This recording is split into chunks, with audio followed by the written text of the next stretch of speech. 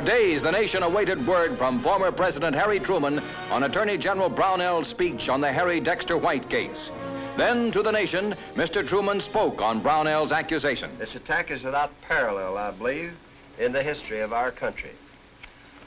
I have been accused, in effect, of knowingly betraying the security of the United States. And in saying Harry Dexter White was known to be a communist spy by the very people who appointed him, he lied to the American people. I can now determine I first learned of the accusation against White early in February 1946, when an FBI report specifically discussing the activities of Harry Dexter White was brought to my attention. This report showed that serious accusations had been made against White, but it pointed out that it would be practically impossible to prove these charges with the evidence then at hand. Secretary of the Treasury, Vinson, consulted with Attorney General Tom Clark and other government officials. When the results of these consultations were reported to me, the conclusion was reached that the appointment should be allowed to take its normal course. I want the American people to understand that the course we took protected the public interest and security, and at the same time permitted the intensive FBI investigation then in progress to go forward. No other course could have served both these purposes.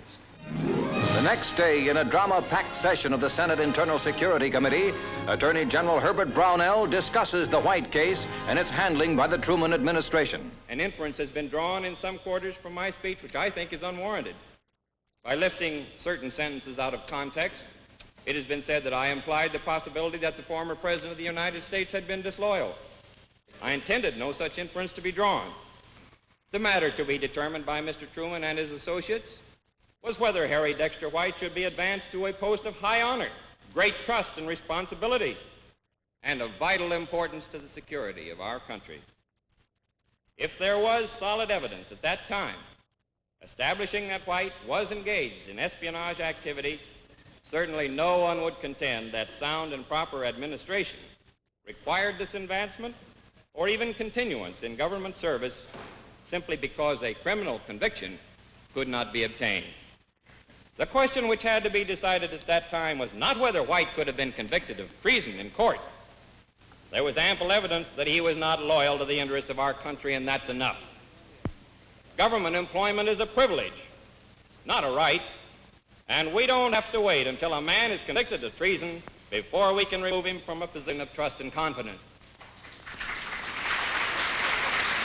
Indeed, it seems to me that this explanation of White's appointment, that is, that he was appointed and allowed to remain in office for more than a year in order to help the FBI trap him as a spy, raises more questions than it answers.